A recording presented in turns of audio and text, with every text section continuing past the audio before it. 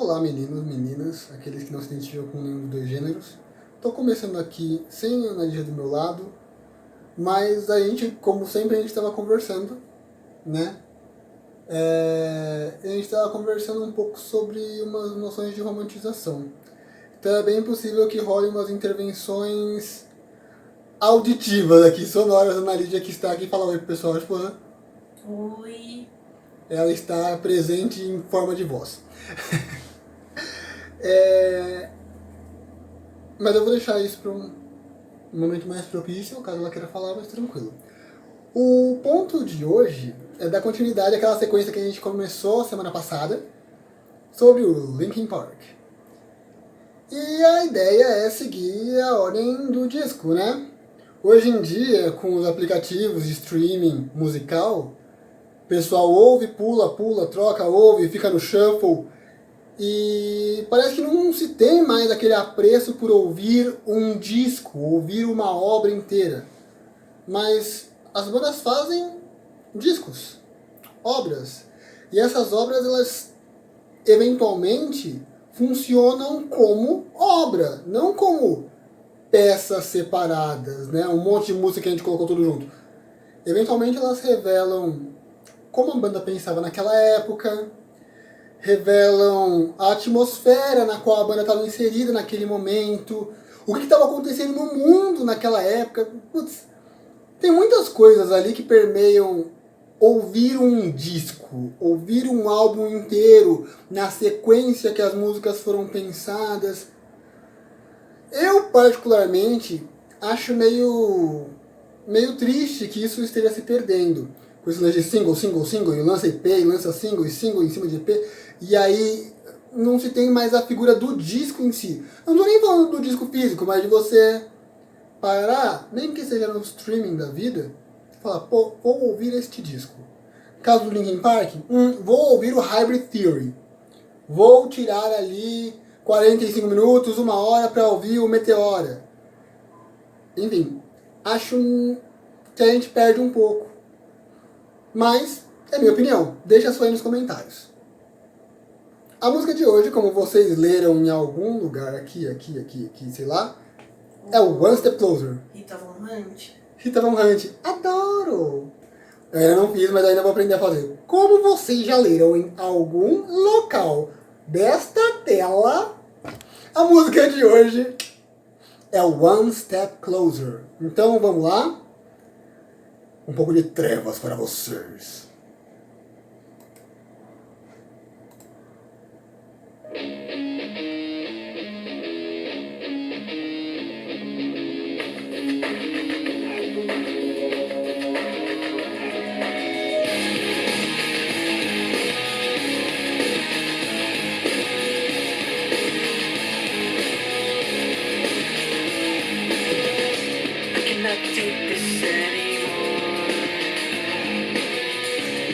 Everything I said before, all these words, they make no sense. I find bliss in ignorance. Less I hear, the less you say. You'll find that out anyway. Just like before. Everything you say to me takes me one step closer to the edge, and I'm about to break. I need a little room to breathe, 'cause I'm one step closer to the edge, and I'm about to break. And the answers aren't so clear. Wish I could find a way to disappear. All these thoughts, they make no sense. I found bliss in ignorance. Nothing seems to go away. Over and over again. Just like before. Everything you say to me takes me one step closer to the edge, and I'm about to break. I need a little room to breathe, 'cause I'm one step closer to the edge. I'm about to break. Everything you say to me takes me one step closer to the edge,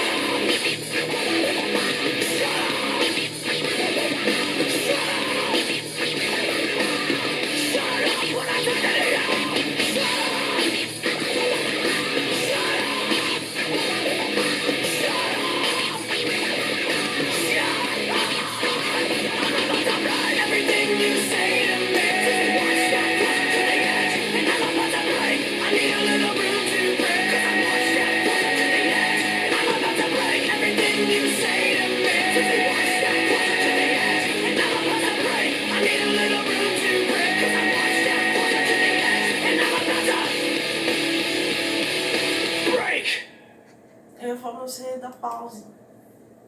Bom, pausou. Pode falar. Não, sabe o que eu ia falar? Eu ia falar que eu lembrei que quando meu pai brigava comigo, essa música tocava mentalmente, assim, e eu ficava querendo rir às vezes. Mas me ajudava a não voar no meu pai, por exemplo. É porque essa música tem muita raiva, né? E aí é engraçado do que a gente tava falando sobre os problemas, principalmente com os pais, abuso, lá. E aí, tipo, servir a esse propósito também, assim, tipo, quando meu pai tava berrando e a ponto de me socar e eu tava tentando manter plácido, essa música tocava assim mentalmente na minha cabeça e era uma forma de me manter também plácido.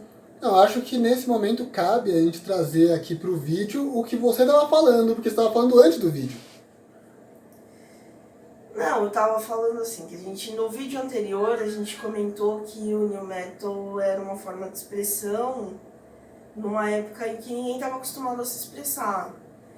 E que é uma coisa ruim, é que as pessoas romantizam a, entre aspas, superação dos artistas. Então a gente está falando de uma galera que todos eles tiveram um histórico pesado, um histórico ruim dentro de casa, fosse com seus pais, com tios, padrastos, vizinhos, tipo, com a base assim de casa. Sim. Então todos eles sofreram algum tipo de abuso, todos eles tiveram uma história pesada por trás e, entre aspas, tiveram na música uma redenção, uma forma de se expressar, de pôr pra fora. E quantas pessoas não se identificaram. Sim, até por passarem por Exato. situações similares. Aqui cabe deixar claro que quando a gente fala todos eles, a gente está falando Chester Bennington do Linkin Park, Jonathan Davis do Korn, Corey Taylor do Stone Sour e do Slipknot, e trazendo aqui também o grande amigo do Chester Bennington, que é de uma geração anterior, né, que é o Chris Cornell. Foi do Temple of the Dog, do Soundgarden e, posteriormente, depois da sua carreira solo, do Audioslave, que geral aí mais jovem já conhece com mais facilidade. Mas todos eles têm históricos extremamente problemáticos, assim, tanto que Chris Cornell nunca saiu da depressão, né, e acabou ceifando a própria vida, né, cometendo suicídio. Assim como o Chester. Assim como o Chester, e existe aí não vou dizer que é teoria, mas existe a lógica de que tipo, o suicídio do Chester é totalmente relacionado com o suicídio do Chris Cornell meses antes, assim, é uma coisa bem triste, assim.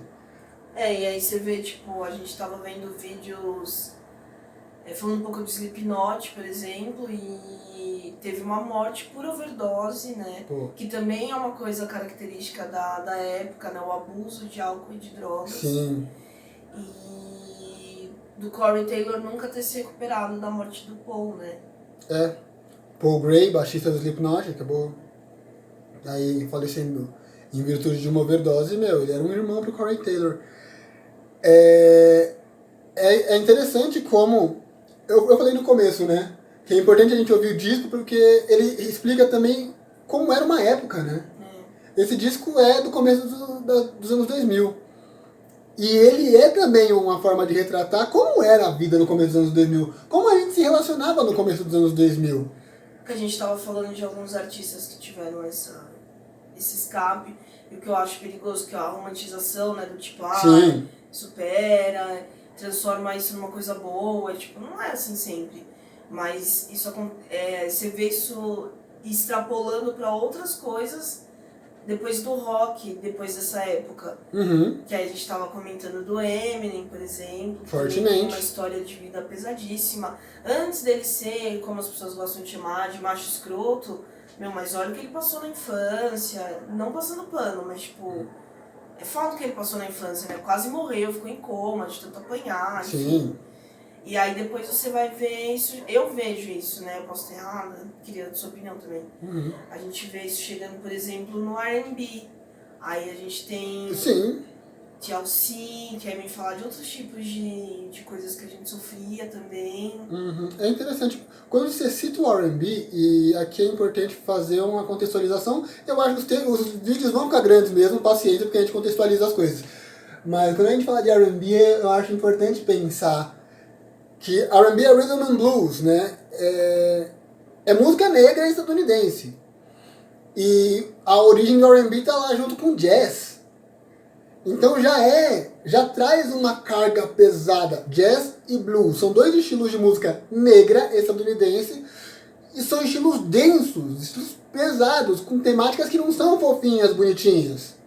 É música feita pelos caras que trabalhavam nas plantações de algodão. Os caras foram escravizados. Não dava pra ser bonitinho. Óbvio, evoluiu, né? Como diria o grande filósofo Kevin Chris, evoluiu, foi tomado ali pelo capitalismo, entrou pra indústria fonográfica, ficou mais pop, o R&B? Ficou, mas manteve muitas das suas coisas. E pra mim, grupos como TLC trazem muito dessa raiz de trazer a subjetividade, o sentimento mesmo e a realidade pra música.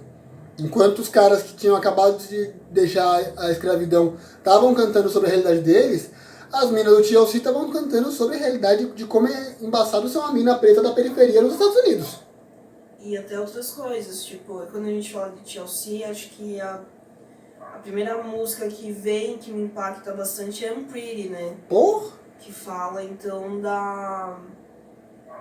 dessa perfeição inatingível, né? Que se espera não só de mulheres, mas Sim. principalmente de mulheres, né? Então, queria recomendar aí também I'm Pretty. Muito bom, mas é aquilo. Assista ao vídeo se você estiver emocionalmente legal. Não é um vídeo leve, tá? Fala de uns assuntos meio hardcore, mas é artisticamente importantíssimo. Não, é uma música muito legal. Eu acho que dá pra ver, pra ouvir. Uhum. Bom, acho que conseguimos dar uma contextualizada de leve, né? Acho que foi curta dessa vez. Amém, né? A gente fala pouco.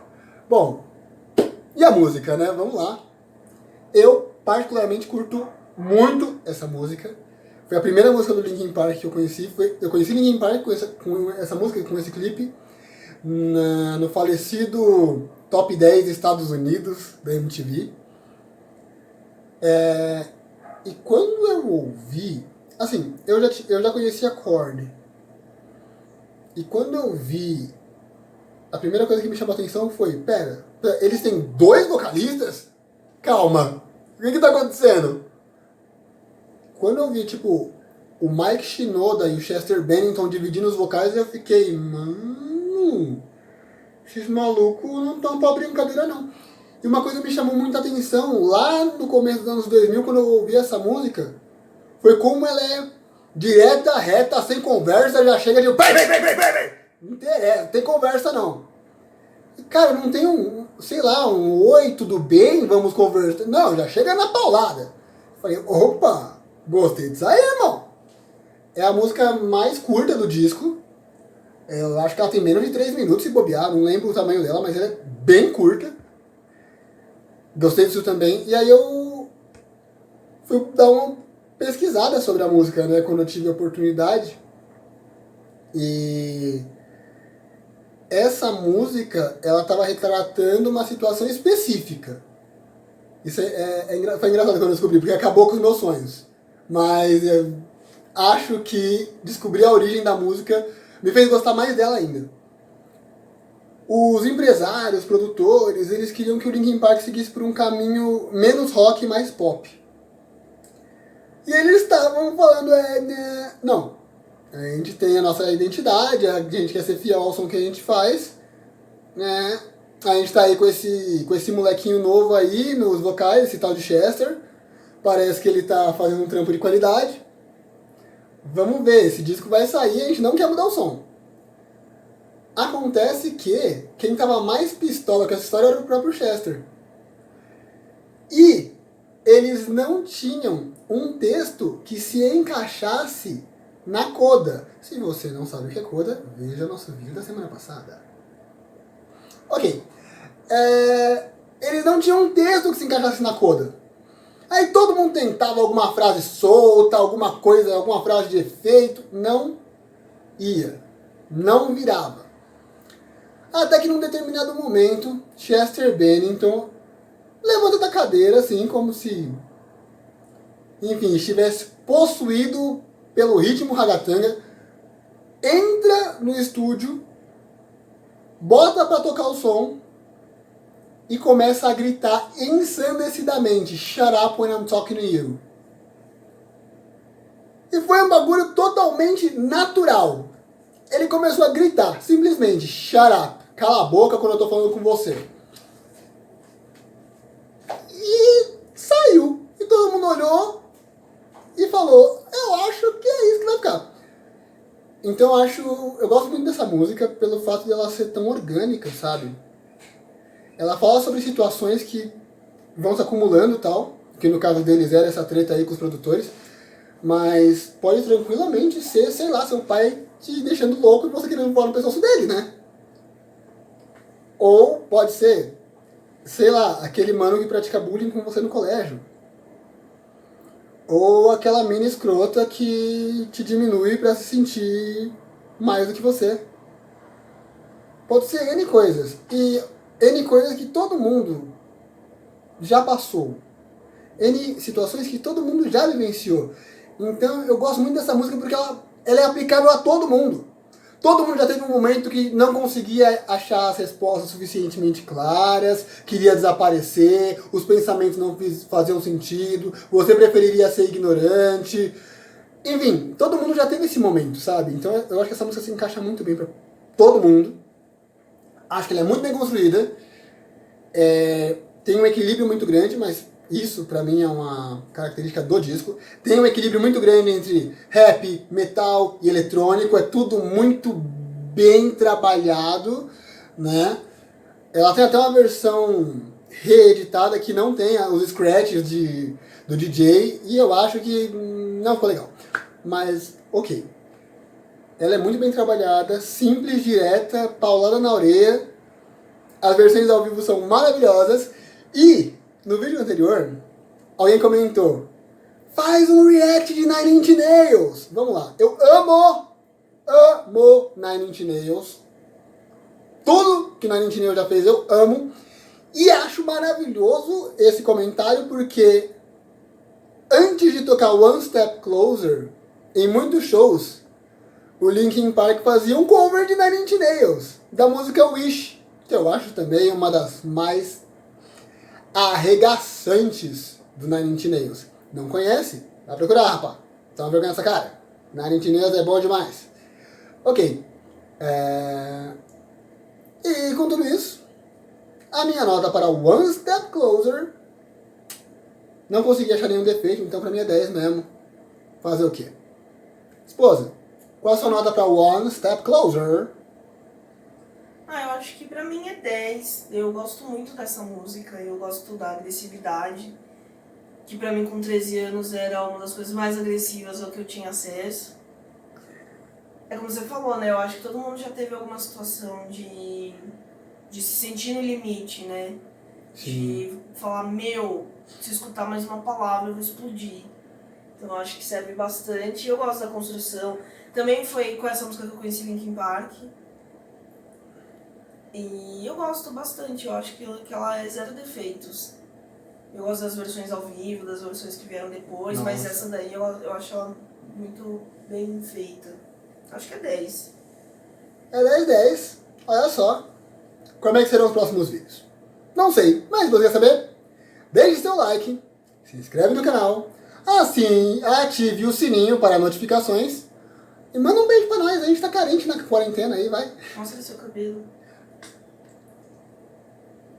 No seu corte, né? Foi a minha esposa que fez, tá, gente? Na tesoura, fique claro. Mostra do outro lado. Mas, gente... Joga o cabelo pro outro lado, trem. Isso. Agora Eu tô me mostra do sentindo outro numa lado. propaganda de L'Oreal. Mostra! Enfim, gente. Terça-feira... Os comentários que acharam no seu cabelo também. Ouviu, né? Então deixa aí nos comentários o que acharam no meu cabelo. Na terça-feira que vem, a gente vai ter mais texto no blog. Toda terça-feira, texto novo. Toda quarta-feira, vídeo novo. Segue nós. Comenta lá. Vamos aumentar o hábito da leitura. Me indiquem temas. Fala com a gente. Beijo.